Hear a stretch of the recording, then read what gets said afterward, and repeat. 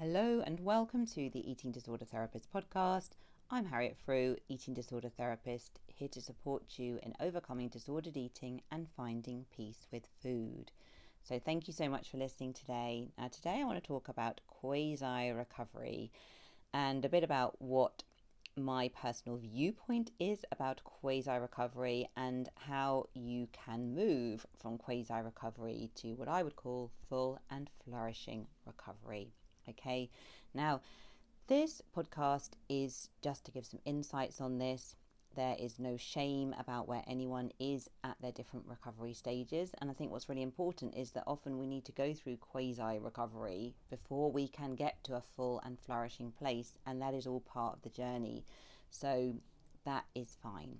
Okay, so let's dive in. So the term quasi recovery, it's frequently used in the eating disorder space to describe a midpoint healing destination. So when you're in quasi, you're probably out of the desperate dark woods where the eating disorder swallowed you whole and robbed you of your personality and life, but you're not free with food yet. So quasi recovery is a significant accomplishment. It's a milestone, a collection of reference points on the journey. And it's an essential marker on the way to full food freedom where you take stock and consider further change. And I guess quasi recovery is going to look slightly different for everyone. Okay, there is no absolute defined definition. And I'm going to talk a bit more about this. So if you're in quasi, you may be eating regularly with some structure and routine. You may be thriving much more now with work or study. And you might be immersed back into day-to-day living, and you may appear healthy and well, and others perhaps assume that everything is going supremely well. Your eating patterns may appear to be perfectly normal. Of course, everyone's normal is slightly different, but from an outside perspective looking inwards, people may assume everything is literally fine. So when you're in quasi recovery, you're sort of halfway there. Although many recovery boxes are ticked and life looks rosy, you remain preoccupied with food and body thoughts. A lot of anxiety still bubbles through your day, and your self-worth evaluation remains strongly linked to weight and shape variables. It may have transferred from thinness to leanness and adopted a slightly different focus. And you might still carry hidden food rules, although these are diluted in intensity from before. And maybe you don't trust hunger and fullness cues fully yet and rely on the safety of an external plan. And perhaps spontaneous or social eating remains challenging. Now, you may have implemented numerous behavioural changes, but your identity is still wrapped up in eating and weight. And if you want to really understand more about shifting identity, go back to my earlier podcast episode, which I believe was released earlier this week. I lose track a bit of change of when it was, but yeah, it is very, very recent on the podcast. So, how to move towards a full and flourishing recovered place, a space where food and body are no longer dominating daily life. So I think what's vital to acknowledge is that eating disorder recovery is far greater than focusing on food and body. And I think quasi recovery and a lot of more behavioural treatments really focus on shifting those symptoms. Whereas in fact, recovery is a life overhaul and transformation. Now this may feel daunting, but it's also exciting as you can actually return to your authentic self. And you may wonder, well, what on earth does that mean? But I'm going to talk a bit more about that. Now, your eating behaviours tend to mirror your relationship with yourself and with the world. So if you are rigid and rule-bound with food, you'll be rigid and rule-bound as you navigate your life path.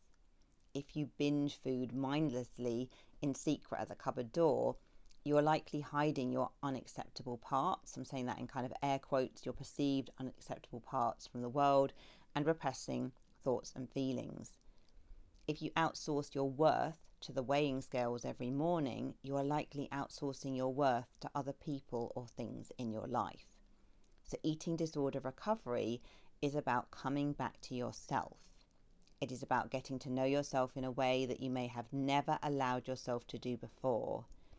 And it's about bringing awareness of all your different parts, your likes and dislikes, your suppressed feelings, your passions and desires, your anger and rage, your joy and happiness, the parts that you've kept hidden when you've been previously masking and showing up as the world expected you to be. Now, once I had healed my bulimic behaviours of binging and purging many years ago, I was left with much deeper work to do. I was a chronic people pleaser, drawn to codependent relationships where I sourced my worth through accommodating, fixing and helping. I had little self-trust and knowing of myself, and I sought advice and guidance from friends, family and authority figures rather than listening to my own inner compass. My emotions were a roller coaster of dysfunctional coping. I was impulsive and chaotic, and I had no boundaries and blew like a leaf in the wind, responding to the perceived whims of the world. Now, I'm still walking this healing journey today, but I'm glad to say that I have made considerable progress. But how to do it?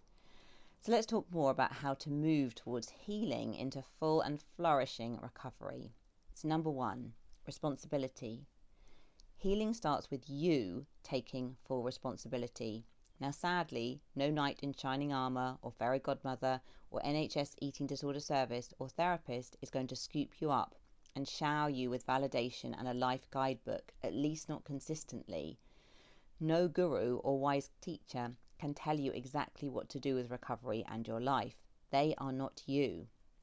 Now, on my own personal development journey, I was constantly waiting for permission to do the brave thing, to leave the job, to eat the food, to take the risk, to have a voice, to honour my preferences.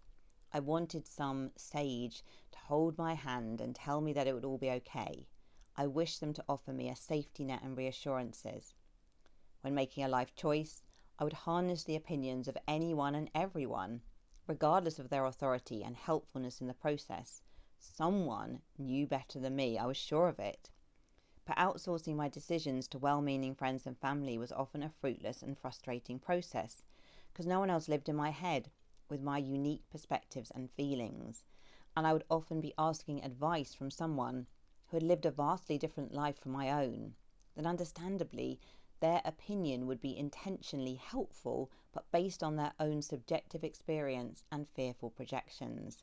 So I would passively follow their advice. Then I would be resentful and angry that I hadn't listened to myself but chased others' approval over mine. So you need to be brave and begin to listen to your inner voice. Now you might think, oh my goodness, I can't trust my inner voice. How on earth do I begin to do that?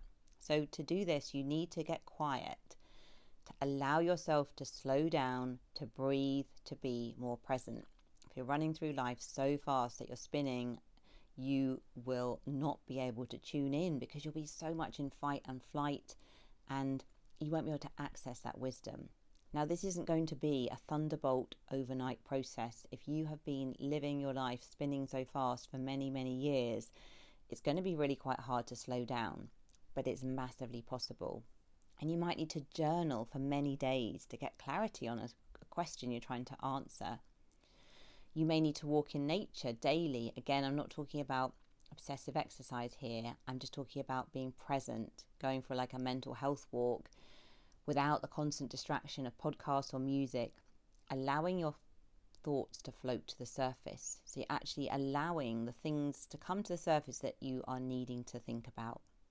You might need to speak your words out loud in the car when driving alone to give them unconditional space to be expressed. And you'll be used to overthinking with your rational mind and overriding the inner body signals.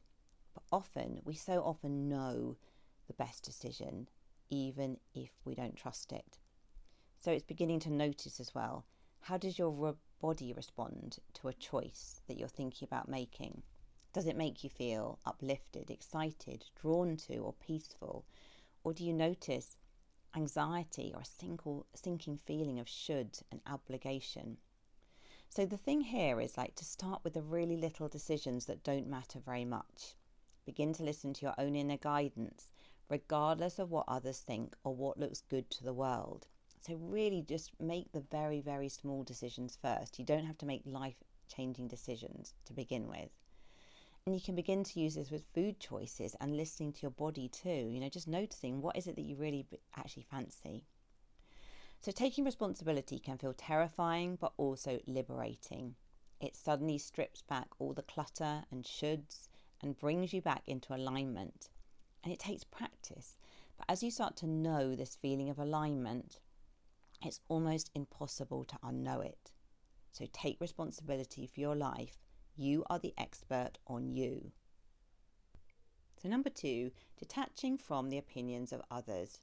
Now, if you've been in the habit of outsourcing your worth and decision making to other people or chat GPT, then the taking responsibility piece is going to feel uncomfortable, both for you, although the bot probably won't mind, but people in your life might. For you and maybe for them. Others may miss being your saviour and guru. They may really like telling you what to do with great intention. And they may worry that you won't make good decisions and be attached to fixing and helping.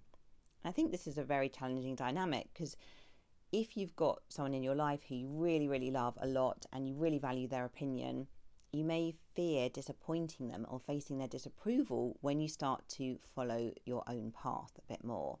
Now, hopefully, though, you'll find that others are encouraging and fully supportive of your newfound autonomy.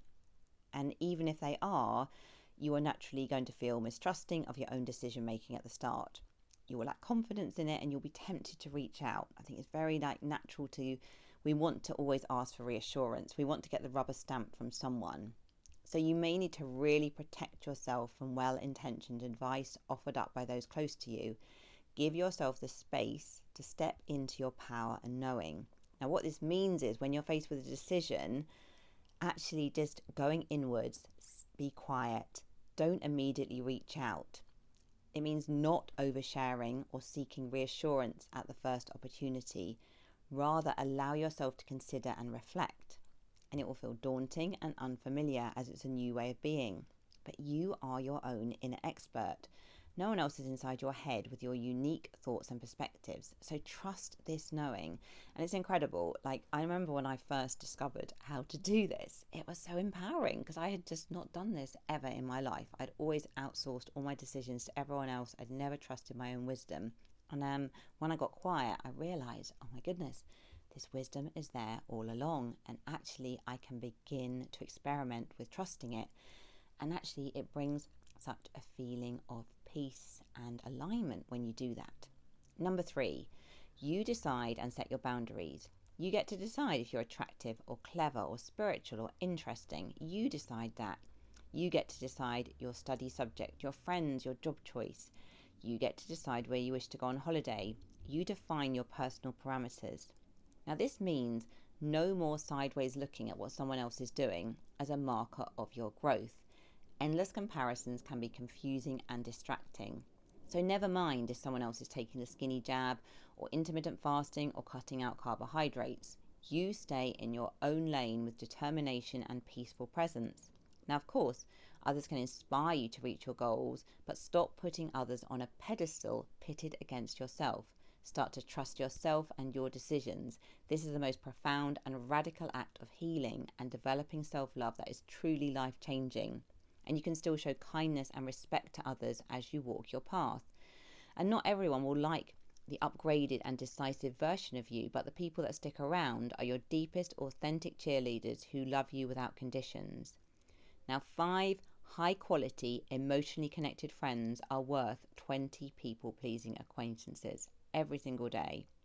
So be brave and set your boundaries with kindness and firmness, showing respect for yourself and others. Some examples. This situationship doesn't work for me. I would like something more where I can emotionally connect and build a relationship with someone. Thank you for the wonderful times we've shared, and I wish you all the best in finding the connection you're seeking. I can't pick you up from the station at 1 a.m. Let's find another way to make sure you get home safely. Thanks so much for inviting me. I'm not able to make this time, but please do ask me again. Number 4, the inner work. Have your own personal goals that truly matter to you, as sometimes it's easy to get swept along with other people's agendas. Now, I think this is something that was very, very true for me. I was very codependent when I was younger. I would kind of always latch on to people who were very, very dominant, and I would get very embroiled in their life and supporting them and really getting very distracted from my own path because this was safe. This was what felt familiar. But you get to define your path, not your parents, not your friends, not your partner, not anyone else. And remember that you are enough exactly as you are. You are not your job title or relationship status. You get to decide how your kindness or integrity or conscientiousness is expressed. And this is a quiet inner knowing just for you, not for validation and a trumpet fanfare. If the fanfare comes, it's just the icing on the solid cake. As chasing external approval leads to a fruitless and relentless climbing of mountains that you may not wish to climb, it is weary and exhausting. On the journey, life will throw you hard lessons, and this is when your inner growth accelerates. In the dark moments, you might feel in the dreary depths of lost and confused land, but from these shadowy places, inner clarity and learning springs forth as fresh shoots. It's courageous and dirty work, but you can do it. And number 5, enjoy the ride. So do not run through life so fast that you forget where you have been, but also where you are going. Life is not a race, but a journey to be savoured each step of the way. And that is a quote from someone, and I apologise because I can't remember who said it, but it is not me. Take time to appreciate life without rushing through it, remembering to slow down and smell the roses, having gratitude for the little things, and work to live in the present and to milk the bliss from the mundane. Romanticise your life to the maximum. And try not to make life more difficult than it needs to be by filling your days with many joys and pleasures. Rest and recharge often, savouring a 5-minute cup of tea with appreciation and happiness. And trust your own inner guidance, asking yourself, am I doing this because I want to or because I feel that I should? Now, of course, in life, there are all shoulds that we have to do, but you don't want to be ruling and living your whole life by shoulds. You want to be having a large segment of your life where you are driven by your wants and desires and where you can fully express your full, flourishing, creative self. Play with life and aim to dance with it rather than rigidly attempting to control outcomes. And work to eliminate the unnecessary judgments and obligations. We can all be so hard on ourselves. So good luck and don't give up. Realize that genuine healing is an ongoing daily practice of commitment and dedication to yourself. You have all the wisdom and tools within you, even if you don't recognize them yet. Keep going. Okay, I hope you've enjoyed this podcast. Thank you so much for being here. I really appreciate you. If you're not following me already on Instagram, do seek me out at the Eating Disorder Therapist _. And for further support with your relationship with food, do go to the eatingdisordertherapist.co.uk. If you enjoy this podcast, I would be so grateful if you follow, rate and review, as it helps it reach so many more listeners. And if you would like to receive written articles of the podcast, please subscribe to my Substack. The link is in the show notes. Thank you so much for listening, and I look forward to sharing another podcast episode with you very soon.